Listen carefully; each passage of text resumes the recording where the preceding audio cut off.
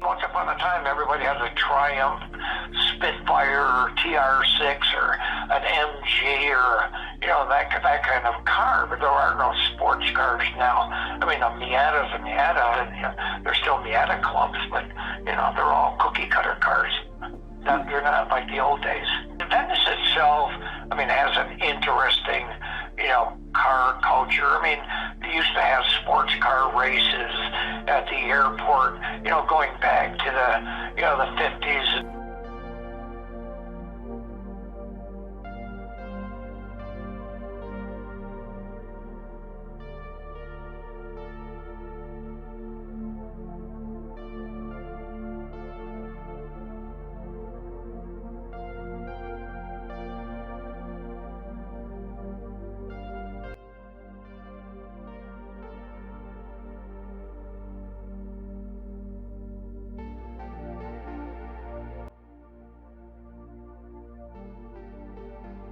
The land that the airport sits on has seen more than its share of motorized contraptions zooming the runways, especially considering the fact Venice Municipal Airport was once a military air base.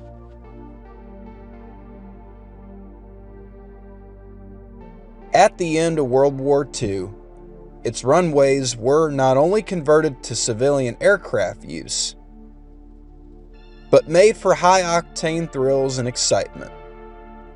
Whether in a straight line or straightening through curves, these were the auto races on the island of Venice at Venice Municipal Airport.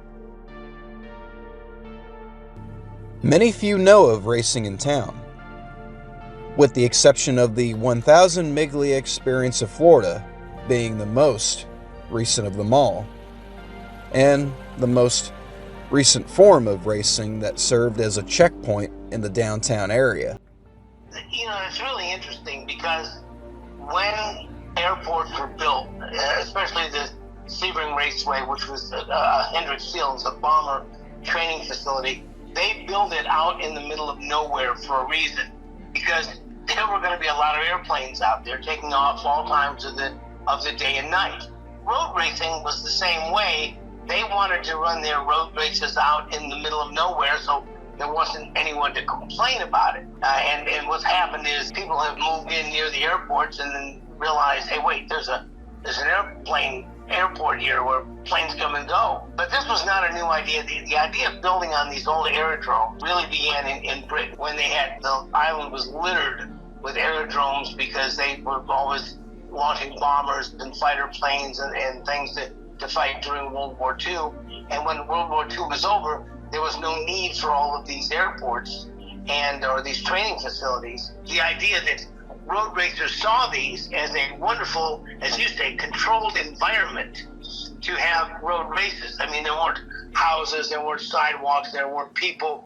They could go out in the middle of nowhere where there's already been a lot of noise of airplanes taking on and taking off. They could go out and race. This is an interpreted map. According to the Venice Gondolier Sun's newspaper article in 1958, the road course at Venice Municipal Airport.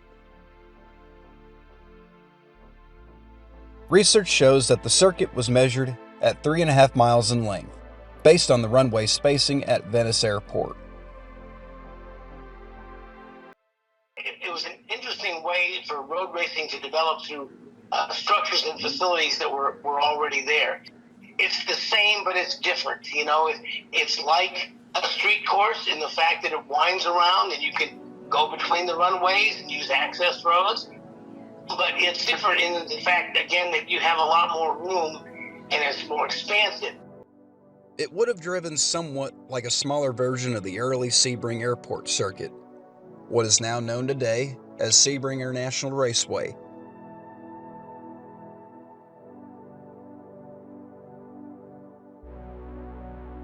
All this business is going way back to the sports car racing, drag racing, and whatnot. That was ancient history by the time, I arrived on the scene. I had a few photographs, in my collection, but everything was donated to the Franklin Archives, and they've got most of this stuff digitized now. Got to the point where what was happening was there was a hierarchy in the system. You know, new people come in, new ideas, this, that, and the other thing. You know, they got to the point where people were still donating to the history of Venice, and the archives were turning stuff away. A lot of time has passed, especially if you're working on a subject like car racing in the 50s.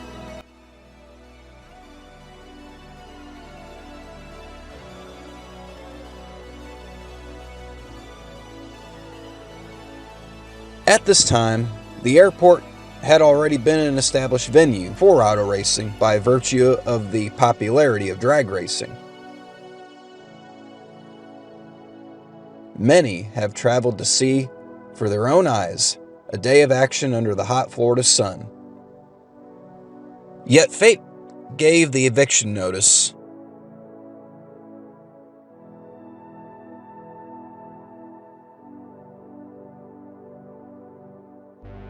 While in recent history has shown autocrosses that took place at the airport, organizers were unable to continue to host the autocrosses on the patch of land on fairground soil next to the airport.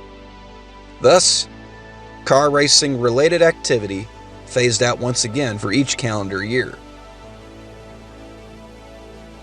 To put it in perspective, car racing tracks of all kinds nationwide, temporary or permanent, have been legally fighting to stay alive, even when they've been around long before a mass amount of people decided to build homes near such venues. While allying with attorneys seeking exceptions to the rules of their existence. A problem in America that many say is big,